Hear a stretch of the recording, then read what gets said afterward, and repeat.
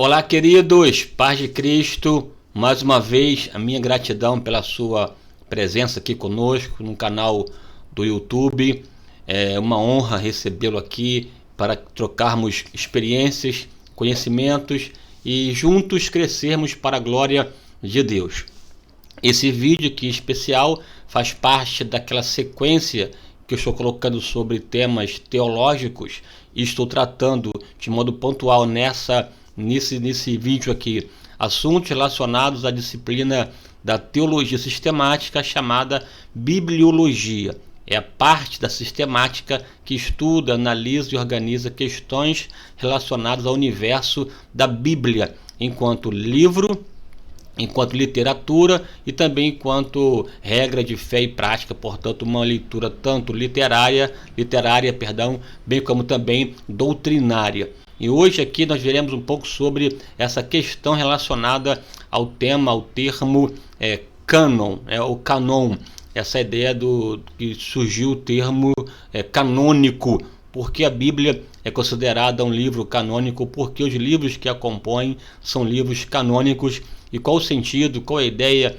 quais as implicações dessa verdade bíblica ou verdade doutrinária sobre livros canônicos. Eu quero aqui mais uma vez chamar a sua atenção para uma palestra que eu dei, na verdade é um curso que eu dei de quase 12 horas de duração com o tema A Excelência da Bíblia. Nesse curso eu trato sobre questões atreladas ao universo da bibliologia. Aqui nesses vídeos eu dou uma passada sobre a disciplina, mas no curso está de modo aprofundado, detalhado, esmiuçado, até para dar uma oportunidade a quem deseja se aprimorar e avançar e aprofundar nas questões, acessar o link aqui de baixo na descrição do vídeo. Tem um link, é só clicar no link, você vai ser encaminhado a uma página e fazer lá a sua inscrição e desfrutar de um curso com mais de 12 horas de duração.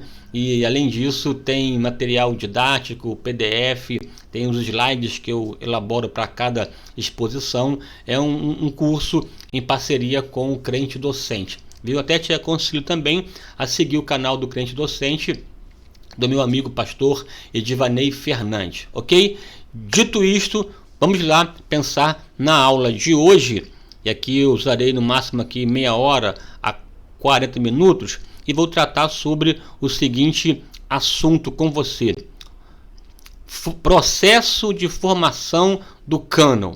Processo de formação do cânon. Em primeiro lugar, quero dizer para você que a Bíblia, você já viu, é uma biblioteca, uma coleção de livros pequenos.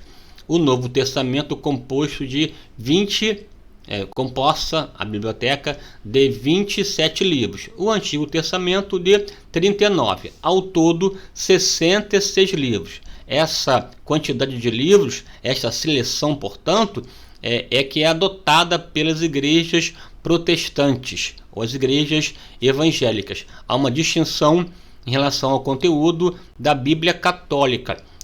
É importante você saber de uma coisa: todos os 66 livros que a igreja evangélica utiliza fazem parte da Bíblia católica. De sorte que os evangélicos utilizam o mesmo conteúdo da católica.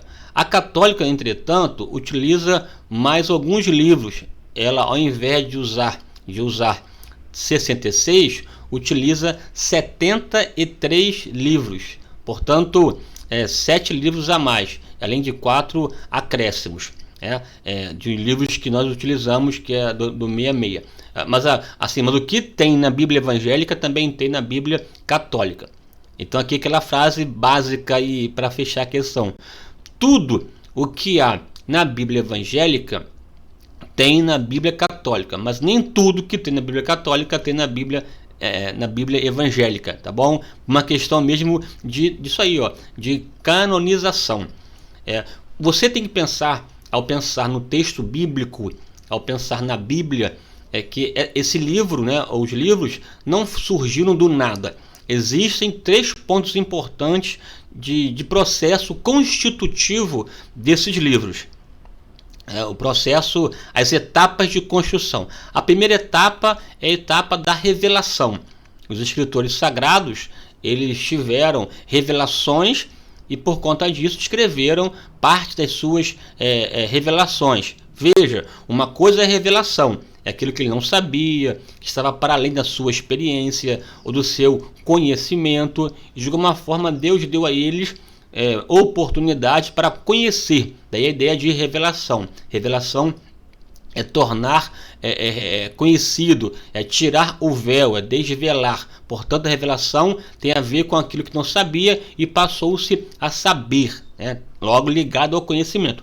Mas nem tudo na Bíblia é resultado de revelação. Dessa ideia de revelação, um ponto de vista de uma atuação de Deus na vida dos escritores sagrados. Os escritos desses homens foram resultados tanto da revelação, mas mais do que isso, que é mais importante, da inspiração. Então você tem a etapa da revelação, a etapa da inspiração. Qual é a diferença básica? Revelação, conforme disse aqui, não sabia, passou a conhecer.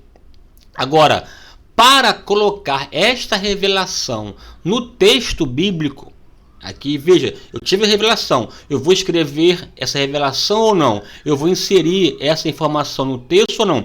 E esse canal condutor seletivo e para poder também impingir, colocar no texto, tem a ver com a inspiração. Veja, nem tudo na Bíblia é fruto de revelação. Por exemplo, aqui, Moisés, que escreveu o Pentateuco, ou os 5 primeiros livros da Bíblia, Gênesis, Êxodo, Levítico, Números e Deuteronômio, parte desse conteúdo ele conhecia, já sabia, é fruto de tradição, né, familiar, da tribo dos israelitas. Ele contou a história de Abraão, Isaac, Jacó, José e os desdobramentos disso. Ele conhecia essas histórias passadas de pai para filho nessa transição ou transmissão oral, né, de acordo com a oralidade. Ele tinha conhecimento, sabia dessas histórias e as registrou. Agora, outras partes que fazem parte do Pentateuco não estão relacionadas a conhecimento, né, tradição oral, mas sim de fruto de revelação. Por exemplo, como Adão vivia antes de pecar, o processo constitutivo, toda uma descrição de revelações que Moisés teve e que a escreveu. Mas tudo, seja a revelação que ele tivera, ou as informações tradicionais que ele colocou no texto, esse colocar tem a ver com a inspiração. Então você tem um processo de inspiração e o processo de revelação e inspiração. Eu aqui dei um exemplo do Antigo Testamento, mas no Novo Testamento também tem trocentos. Veja, o próprio Lucas, que escreveu o Evangelho de Lucas, bem como Atos dos Apóstolos, ele fez não porque foi revelado, uma revelação mística. Não, a Bíblia diz que ele fez uma pesquisa acurada, minuciosa, detalhada, a miúdo. Essa pesquisa é como um trabalho de um historiador. Na verdade, Evangelho de Lucas e Atos é uma obra só em 2 volumes, é um trabalho que chamamos de historiográfico. Ele consultou as testemunhas, buscou as fontes informativas e foi construindo o seu escrito de modo ordenado, organizado, até para endereçar uma pessoa chamada Teófilo, para que essa pesquisa produzisse no coração de Teófilo fé, firmeza e certeza acerca das coisas que ele tinha conhecimento, desde o nascimento de Jesus até a sua morte, o Evangelho, e depois da expansão que começou em Jerusalém até Roma, onde Paulo foi, na verdade, levado preso numa prisão domiciliar em Roma. Então veja que ele fez um trabalho de fato de pesquisa. Não foi de revelação. E boa parte das informações que ele escreveu em Atos dos Apóstolos, ele escreveu porque ele foi coparticipante. Ele participou junto, né? Ele acompanhou Paulo nas suas viagens missionárias, tanto que você encontra narrativa de Atos, ele usando a primeira pessoa do plural, nós, ou seja, ele, Paulo, Silas, ou enfim, né, os companheiros de viagem que experimentaram, vivenciaram aquelas questões, e ele as registrou no livro de Atos, Ações, né, dos Apóstolos. Então veja que não foi fruto de revelação, mas a inspiração, com certeza, é presente desde da primeira palavra, letra do Antigo Testamento, à última de Apocalipse, fruto da inspiração. Agora, pastor, o que é inspiração? Aí seria uma outra aula, uma outra abordagem, para você então saber, conhecer a distinção básica entre inspiração e revelação. Mas, grosso modo, revelação é que a pessoa tem de Deus e escreve mesmo não sabendo. Inspiração é o mecanismo pelo qual o Espírito Santo, influenciando o escritor sagrado, o orienta, o conduz a colocar no texto as palavras certas, os assuntos corretos, a estrutura de Deus, mesmo sabendo que tal inspiração não ignorou, não anulou as capacidades humanas da escrita. Não foi uma obra psicografada, né, em que a pessoa perde o sentido, perde a sua condução e vai escrevendo de modo assim, meio que inconsciente. Não, o respeito à forma de ser, ao vocabulário conhecido pelo escritor, o seu estilo, a sua idiosincrasia, ou seja, a sua forma de ser, a sua personalidade respeitada e usada por Deus mediante o sopro do Espírito Santo. Porque inspiração, dentre tantas coisas, tem a ver com o sopro divino. É aquela ideia lá de Timóteo, né? Toda a escritura divinamente inspirada é apta para corrigir, instruir, redarguir em justiça, para que o homem de Deus seja perfeito e apto para toda boa obra. Essa inspiração divina é divinitus inspirata, ou theopneustos, né?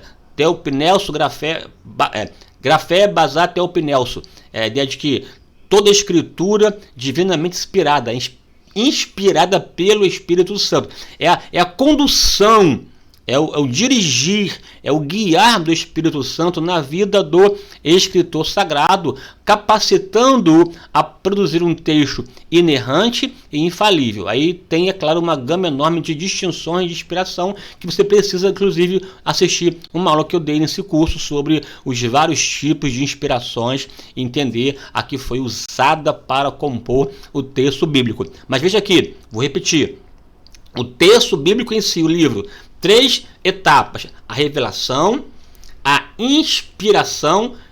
É tão importante, vou aqui repetir, porque, por exemplo, tem coisas na Bíblia que não foram reveladas, mas sim inspiradas. E a inspiração tem a ver com o registro e não com as palavras em si, diretamente. Vou dar aqui um exemplo. Às vezes nós pegamos um texto bíblico e queremos fundamentar uma doutrina com base nele, mas é importante saber quem falou, quem proferiu, em que contexto, né? Para saber que o registro foi inspirado, não as palavras. Por exemplo, o diabo falou na Bíblia, ele disse para Jesus para lançar-se do pináculo do templo lá embaixo, porque está escrito que dará ordem aos anjos a seu respeito. O registro das palavras do diabo ali, né, no deserto, ao tentar Jesus, o registro foi inspirado, as palavras dele não, entende? Há uma distinção.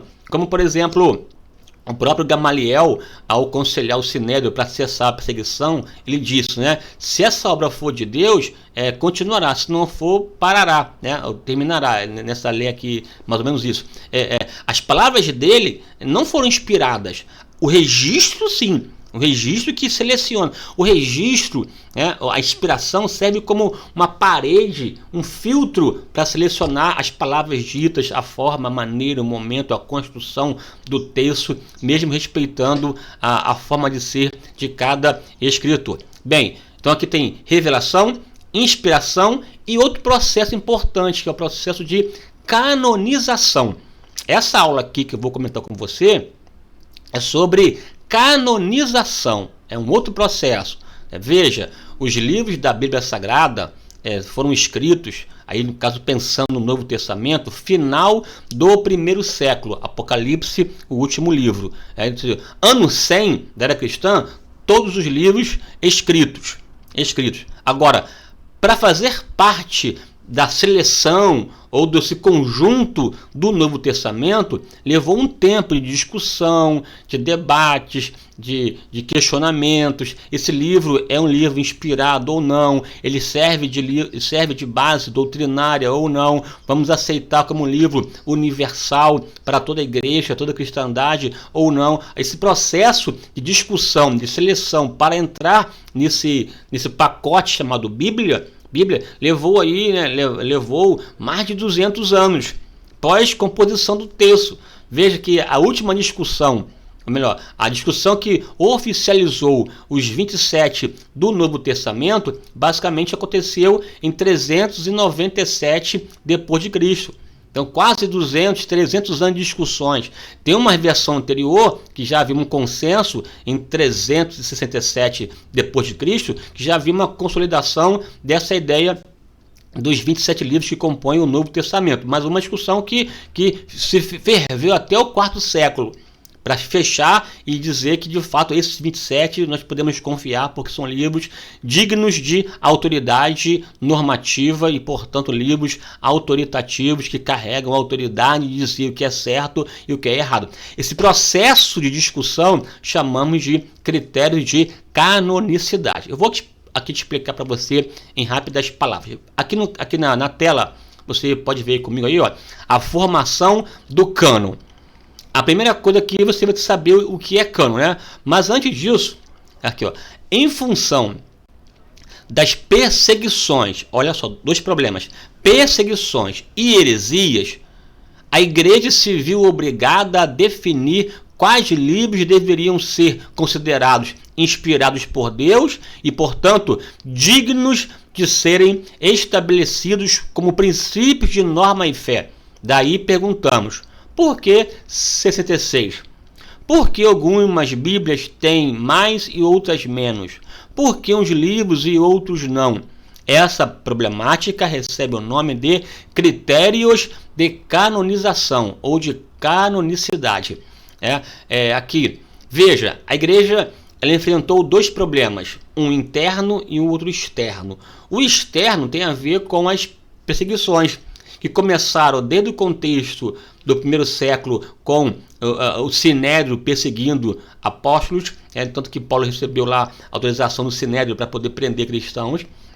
E depois, já na segunda metade do primeiro século em diante, até o quarto século, essa perseguição ferrenha, sistemática e dolorosa e cruel e sangrenta que o Império Romano aplicou, impingiu à igreja, aos cristãos. E dentre as perseguições que o Império fazia, tinha aquela, se encontrarmos alguém com um fragmento, um pedaço, um rolo, um pergaminho da Bíblia, dos escritos cristãos em mãos, queimaremos os escritos e também mataremos, condenaremos a pessoa que possui um livro na sua mão. Então veja, de repente a pessoa está lá com um livro, eu vou aqui dar um exemplo, a epístola de Hermes, ou a epístola de Pedro, ou de Tiago, ou de Tomé, enfim, o Apocalipse de Pedro. São livros que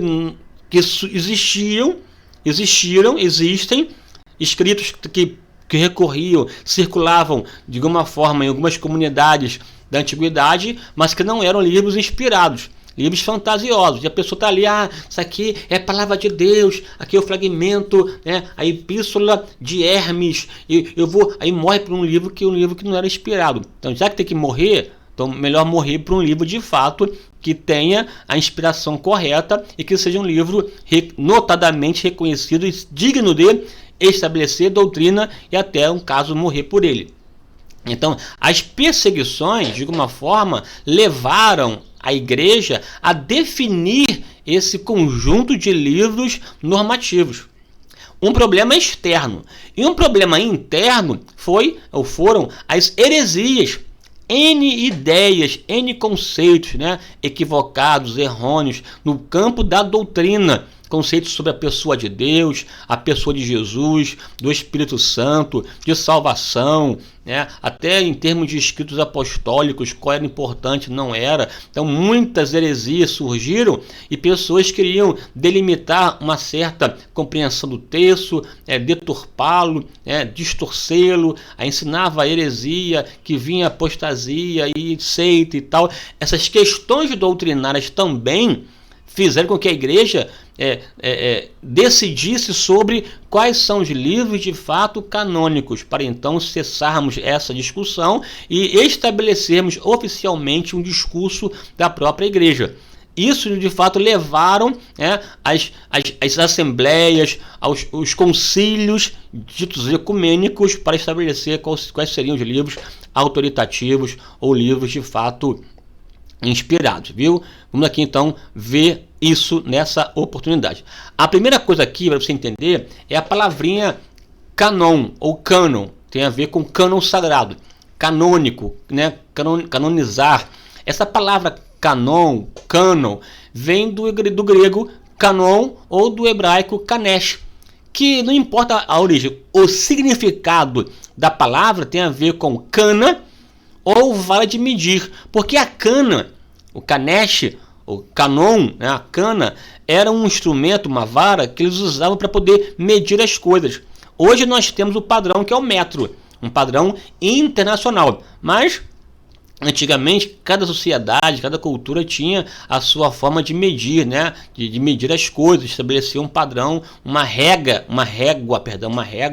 que tem a ver com medição. Daí que essa ideia de régua, de medição, que tem a ver com padrão, com medida, acabou de uma certa forma sendo utilizada para poder estabelecer um padrão de ideia, um padrão de comportamento, de conceito, que aos poucos foi se transformando num conjunto de livros que serve para estabelecer uma regra, um padrão. Ao pensar em canon, em canon, em canonizar, seria estabelecer um livro canônico, que faça parte de um livro que tenha condição de medir, estabelecer padrão. Está ali, ó, desde os primeiros séculos da era cristã, a igreja vinha estabelecendo uma distinção entre os livros inspirados por Deus dos outros, conforme nos revelam os escritos dos tais pais da igreja, né, os bispos da antiguidade.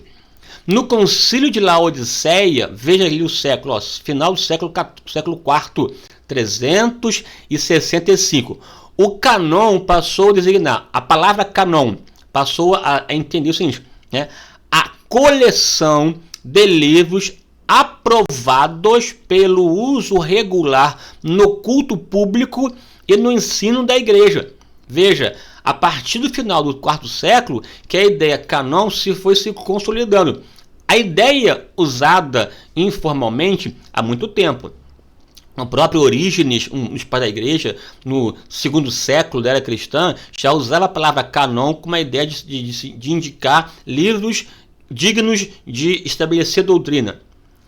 Tanto Orígenes, como também o próprio Tertuliano, já no final do século, ali no século IV, já usava também a ideia de canon com esse sentido de definição de livros canônicos, ou livros dignos de estabelecer doutrina.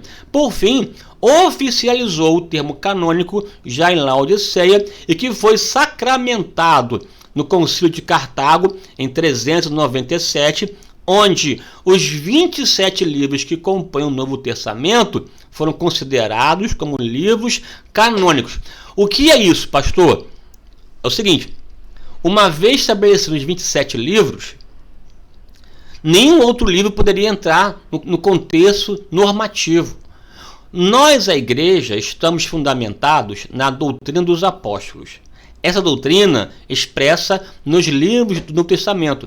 Tem os evangelhos, Atos, as cartas paulinas, joaninas, petrinas, de Tiago, de Judas, aos Hebreus, Apocalipse. São livros que nós temos, livros que nós temos que servem de base. Essa ideia está certa, está errada? Onde está a regra? Onde está o canon? Nos 27. A gente vai lá na Bíblia Sagrada e confere. Não importa o que o pastor diga, o que o padre diga, ou qualquer outra pessoa, um teólogo famoso. Para nós, o que vale é o que a palavra de Deus, que a Bíblia diz. A nossa regra de fé e prática está na Bíblia. E essa Bíblia do Novo Testamento, aqui pensando, foi definida 27 desde já do final do quarto século. Em 397 sancionou, definiu que os 27 livros são de fato livros dignos de serem inspirados e, portanto, estabelecer doutrina. Isso tem implicação prática. Nos cultos, nas reuniões, não se podia sequer ler um outro livro qualquer. Tinha que ler os livros autoritativos, ou livros canônicos, para não provocar distúrbio. Aqui avançando. Agora, para chegar nesses 27 livros, houve toda uma discussão, um debate, seleção, critérios para estabelecer se era ou não inspirado. Aqui, tem aqui na sua tela uns termos até assim um pouco complicados. Eu vou explicar bem rapidamente para não embolar a sua cabeça e não perder a sua atenção, né, para os demais vídeos que virão. Tá? É só para você minimamente se acostumar, se inteirar, mas que o que vale aqui para você é que esses 27 livros não chegaram a compor a Bíblia de qualquer maneira. Não foi uma decisão súbita, repentina, um processo enorme de discussões, de reuniões, de assembleias, de concílios, até que chegou ao consenso dos 27 livros. Dessas questões, dos 27, tem 22 que ninguém discutia. Todo mundo aceitava como livro inspirado, porque já eram livros reconhecidos, já circulavam nas comunidades antigas cristãs, já possuíam a assinatura dos apóstolos, portanto livros apostólicos, cuja o conteúdo, a seriedade, o peso já era pela própria igreja já reconhecido, ninguém discutiu isso, não houve debate para poder colocar ou não colocar, aceito. Esses livros aceitos rapidamente ou consensualmente são chamados de livros homologômenos, ou seja, livros aceitos por todos. Os evangelhos, as cartas de Paulo, livro de Atos dos Apóstolos, alguns textos de João, já por exemplo Apocalipse e a Epístola de Tiago fazem parte do cânon, mas entraram com uma discussão, uns concordavam, outros discordavam e tal. Por que Tiago foi, por exemplo, um livro discutido? É porque ele é um livro que aparentemente destaca, enfatiza as obras no lugar da graça. Aí, não, a salvação é pela graça, não é pelas obras. Então esse livro aí é um livro de segunda categoria. O próprio Lutero lá na frente chamou essa carta de uma epístola de palha, que não suporta o calor do fogo, questionando esse livro. Mas também na verdade que Tiago entrou, faz parte do cânon e é preciso, portanto, interpretar essa carta de modo correto. Ali no caso Tiago não está enfatizando que a salvação é pelas obras, está enfatizando que o salvo pela graça evidencia a salvação mediante as obras. Tens fé? Mostra-me as tuas obras, que eu mostraria a minha fé. Porque as obras é um resultado de quem foi salvo pela fé.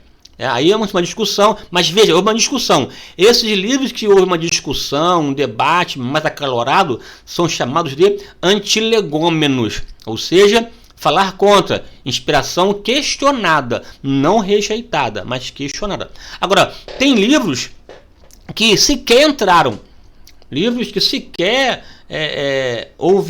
circulavam, existiam, estava lá nas comunidades da igreja, mas já que a maioria já considerava como livros imprestáveis para estabelecer doutrina. Os chamados pseudo-epígrafes, pseudo-falso, epígrafe escritos falsos, heréticos, espúrios, rejeitados. Aí tem trocentos. Evangelho de Pedro é um deles. Porque nesses livros tem muita fantasia, são espiritualistas, fantasiosos, fabulosos e tal. Então já havia uma rejeição que não tem uma gama enorme. Depois você pesquisa na internet os livros pseudoepígrafes para saber quais eram esses livros também, beleza? Agora, tem um grupo de livros, um grupo específico que não são nem homologômenos, nem antilegômenos, nem tampouco pseudoepígrafos, são livros apócrifos. Esse apócrifo, de repente você que está aí me ouvindo, até já ouviu outras vezes, porque é uma palavra que nós sempre discutimos quando falamos de critérios de canonicidade. Apócrifo, a palavra em si significa oculto, misterioso, secreto, que nós protestantes nos referimos aos 7 livros católicos de apócrifos. Quais são eles? Alguns: Judite, Tobias, Eclesiástico, Macabeus 1 e 2. São livros que nós chamamos de livros que não têm a inspiração divina. Portanto, não servem de base doutrinária. Veja aqui a questão. Se não tem a inspiração divina, não serve de base doutrinária. Esses livros, Judite, Tobias, Macabeus 1 e 2, Eclesiástico, são livros que nós não consideramos como livros canônicos. Não servem de base para nós. Já a católica aceita. Não, Judite, Tobias, Macabeus 1 e 2, Eclesiástico e tal, e os 4 acréscimos a Daniel e outras partes do livro, a Êxodo também. Não, são livros que nós aceitamos, são livros de fato inspirados. Agora, uma discussão aqui. Esses livros apócrifos, nós, protestantes, não aceitamos com várias bases, né? A primeira, eu disse aqui para você que a última discussão que fechou os 27 livros do Novo Testamento aconteceu no ano 397 da era cristã. Esse assunto de canonicidade ficou meio que adormecido. Em 450, ele voltou à tona e chancelou os 27. Depois de 450 depois de Cristo, não houve mais discussão em relação à questão vinculada a critérios de canonicidade. A igreja cristã como um todo aceitava os 27. A discussão sobre canônica só voltou de novo à baila, ao debate, somente no século XVI, em 1560, basicamente, no Concílio de Trento. Esse Concílio de Trento, promovido pela Igreja Católica, um concílio muito importante para a católica, ele foi uma resposta ao avanço da reforma. Daí esse concílio é chamado de concílio contra a reforma. Muitas decisões do Concílio de Trento foram tomadas para poder parar, neutralizar a expansão da reforma protestante nos dias de Lutero. Você sabe que Lutero, em 1517, fixou as suas teses lá na Catedral de Wittenberg, na Alemanha. Então startou a dita Reforma Protestante. E aí veio uma discussão lá de Trento. Por que veio a discussão? Não, porque as doutrinas que a católica ensinava e que a Reforma criticava, encontrava-se base delas nos livros apócrifos. Qual dos livros? Macabeus, Judite, Tobias, Eclesiástico. Só que esses livros, eles de alguma forma até acompanhavam as publicações anteriores, só que não como livros autoritativos, não como livros inspirados, mas como livros que informavam com conteúdo histórico. Por exemplo, Macabeus 1 e 2, eles foram escritos naquele intervalo entre Malaquias e Mateus. 400 anos de silêncio profético, nos dias em que a Pérsia dominava o povo de Israel, em que os gregos dominaram, um tempo em que os próprios romanos começaram a conquista, um período de independência do povo de Israel nos dias de Macabeus, que era uma família importante, a família agimoniana de sacerdotes que conseguiram, pelas armas, vencer a opressão tanto da Síria e do Egito e alcançar um tempo de independência. 70 anos de independência eles conseguiram, de 140 anos 70, quando então a Roma começou a dominar de modo mais consolidado o contexto do corredor sírio-palestiniano, que é a Palestina. Então, assim, e as guerras, as batalhas daquele contexto foram registradas em Macabeus 1 e 2. Aí você vê ali a mão de Deus, vê a operação, tem tudo só que é um livro de história. não é um livro autoritativo. Em Macabeus tem até oração pelos mortos, coisa que é estranha ao contexto dos 27 livros do Novo Testamento. Aceitar esses livros gera uma gama enorme de contradições, ou de choques, de desarmonias. Então, como a própria igreja, a igreja como um todo, não a católica, a igreja como um todo, sempre atentou para os 27, os protestantes continuaram a aceitar os 27. A católica colocaram mais esses livros no seu conjunto de regra de fé e prática. Por isso que nós, evangélicos, chamamos esses livros de apócrifos, e a católica os chamam de deuterocanônicos. Porque deutero quer dizer segundo, e canônico é inspirado.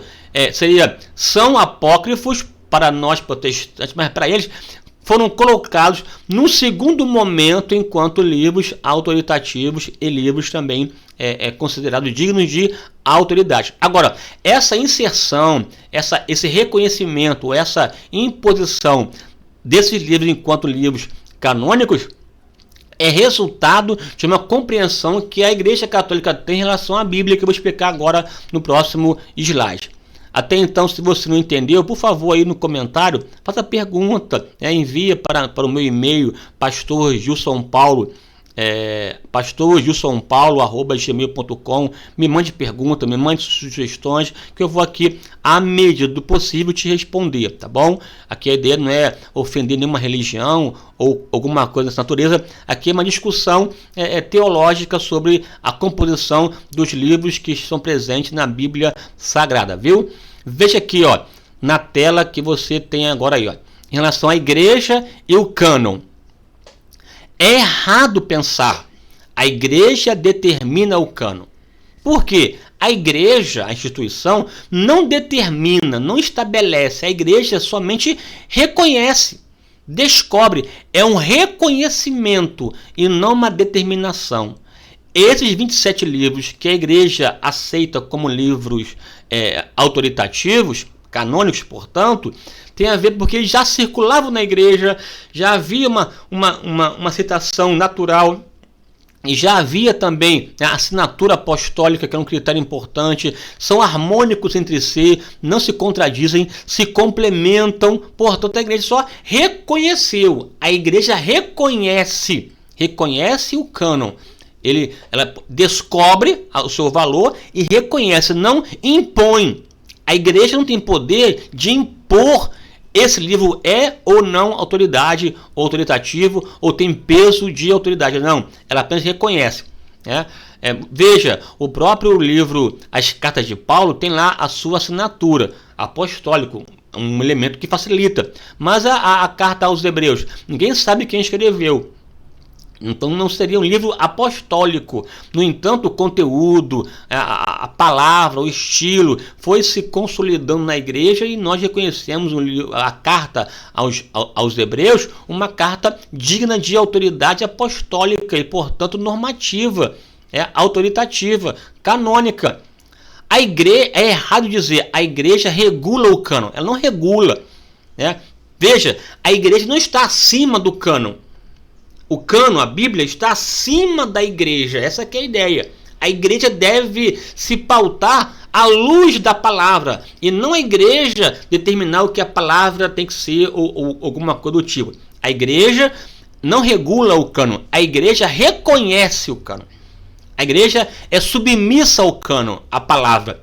A igreja julga o cânon? Não, a igreja não julga. A igreja testemunha. O papel da igreja não é julgar o cânon, a Bíblia, é pregar a Bíblia, é ensinar a palavra, é crer na palavra, praticar a palavra, é fundamentar a sua vida, a sua doutrina à luz da palavra. A igreja não é mãe do cânon. Veja que a ideia de mãe, de autoridade, de determinação e tal, não é. A igreja é filha do cânon. A igreja depende da palavra e não a palavra da igreja. A igreja não é mestre ou mestrina do cânon. A igreja é serva do cânon. Veja aqui é um quadro importante que, de alguma forma, separa, né, ou distingue, ou estabelece um ponto né, de diferença entre católicos e protestantes. Porque para o católico, para a católica, para a Igreja Católica, essa alta cúpula católica, é o alto clero, eles chamam de clero, igreja docente que ensina, esse alto clero, papas, cardeais, essa cúpula católica, eles dizem que eles possuem neles o mesmo poder de inspiração que teve Paulo, Pedro, os apóstolos, né? A inspiração que estava sobre Paulo, Pedro, os apóstolos, também estão sobre esses bispos, sobre o Papa. E se a mesma unção que estava no Paulo está no Papa, ou nessa alta corte romana, esses clérigos, ou no clero romano, eles podem também escrever. E ao escrever, os seus escritos têm o mesmo peso da palavra. Tanto que você vê que as encíclicas, as cartas, os documentos, as decisões da Igreja Católica se tornam dogmáticas, né? Dogmas para ser obedecida, porque tem a mesma inspiração. Nós não concordamos com isso. Para nós, protestantes, né, a inspiração que capacitou Paulo, Pedro, João e Tiago para escrever foi única, exclusiva, especial, somente para aquele momento, de sorte que eles estabeleceram a doutrina. Qualquer outra coisa após isso não tem o mesmo peso da palavra de Deus. Aí você precisa saber o que é inspiração, que eu vou tratar com você em outro momento. Mas o fato é que essa igreja apostólica não tem... católica não tem o peso apostólico. Para eles sim, porque para eles, né, o Papa é o sucessor natural de Pedro, o primeiro Papa, portanto é o mesmo peso. Daí que para a católica o que fundamenta a doutrina não é somente a Bíblia, é a palavra do Papa, as decisões conciliares dos concílios, tem o mesmo peso de autoridade. Para nós não. Para nós pode uma assembleia se reunir, pode um pastor ou pastores se reunirem e decidir alguma coisa. Se não tiver na palavra, para nós não tem valor, não tem peso. Para nós o que prevalece é a palavra de Deus, porque a igreja não é mãe, a igreja é filha. A igreja não é maestrina, ela é serva do cânon da palavra, porque para nós é isso. Seca-se a erva, caem-se as flores, mas a palavra do Senhor subsiste eternamente. Passarão os céus e a terra, mas as minhas palavras não hão de passar. Para nós, o que prevalece é a palavra de Deus. Pode ser um pastor revelador e ao extremo. Se disser alguma coisa fora da palavra, para nós deve ser rejeitado, porque nós nos pautamos e perseveramos na doutrina dos apóstolos presente na Bíblia Sagrada. Nós somos, somente a Bíblia, é sola Escritura, somente as Escrituras, não é a tradição, não é a decisão conciliar, não é a voz do Papa, do pastor ou de quem quer que seja. Para nós, somente a palavra. Sola Escritura, somente a palavra para nós é regra de fé e prática. Por isso que você deve ser um biblicista, alguém que ama a palavra, ame a Bíblia e a conheça para servir a Deus com alegria e adorá-lo na beleza da sua santidade. Eu amo a Bíblia. A Bíblia é o meu livro de cabeceira. Ela é a bússola que me orienta, é o pão que sacia a minha fome, é a água que dessedenta a minha sede, mas também é a luz que ilumina o meu caminho e é também a âncora que me conduz à presença de Deus. Portanto, meu amigo e minha amiga, meu irmão e minha irmã, ame a palavra, estude-a para ser sábio, viva para ser santo e creia nela para ser salvo em nome de Jesus. Deus te abençoe. Deixe aí o seu comentário, compartilhe, socialize, se inscreva e venha comigo na caminhada para conhecermos a Deus e sermos edificados pela palavra, crescendo pela palavra em nome de Jesus. Amém. Um forte abraço. Fique com Deus em nome do Senhor. E é claro aqui a minha gratidão. Espero que o som esteja bom. Deixe o seu comentário, o seu feedback, para irmos aos poucos aprimorando para a glória de Deus. Um forte abraço, fique com Deus, em nome de Jesus. Amém.